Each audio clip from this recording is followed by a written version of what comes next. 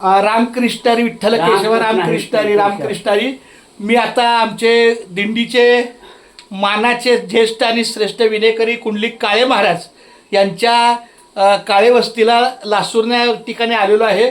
त्यांच्यासोबत आमचे हे महादेव पाटील महाराज हरिभक्तपरायण आणि त्यांनाच मी सांगितलं की आपल्या दिंडीची पहिली जाहिरात लासूरण्याला आल्यावर पहिलं आमच्या कुंडलिक काळे महाराजांच्या हाती पहिली द्यायची आणि तिथून खरी सुरुवात करायची माऊली रामकृष्णारी।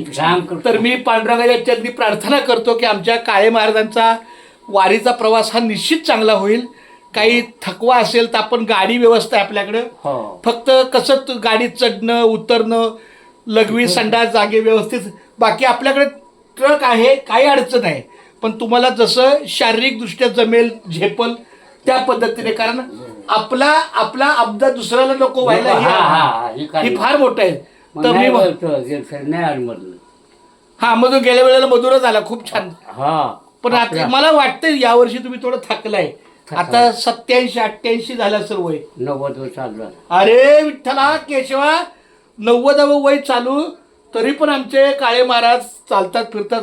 पुंडलिक वरदा हरिविठ्ठल देवाच्या श्री ज्ञानदेव तुकाराम पंढरीनाथ महाराज की जय। मी आमच्या महादेव पाटलांना खूप खूप धन्यवाद देतो की त्यांनी आवर्जून वेळ काढून पहिले बोले आपण काळेबुवांच्या घरी जाऊया, जरी सासरे असले तरी ते आपल्या हक्काचे आहेत आणि पहिले त्यांच्याकडे जाऊन त्यांना जाहिरातीचा मान देऊन त्यांची सुरुवात करूया माऊली, बरोबर काय? खूप छान माऊली रामकृष्ण हरी राम। बरं दोन शब्द बोला की तुम्हाला कसं वाटलं चंद्रकांत आला घरी?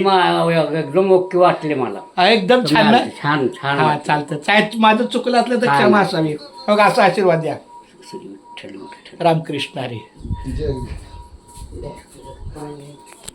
असू दे खूप छान।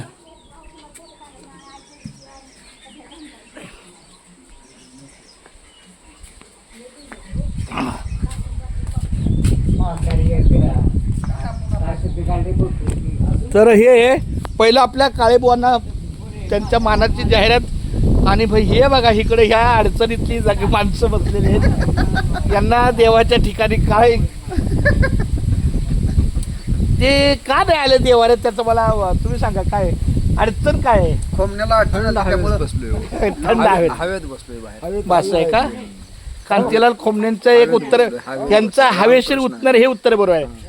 ह्यांची काय अडचण आहे? त्यांची काय नाही अडचण, देवाऱ्याजवळ येत नाही म्हणजे दिवसभर चालते काय नाही।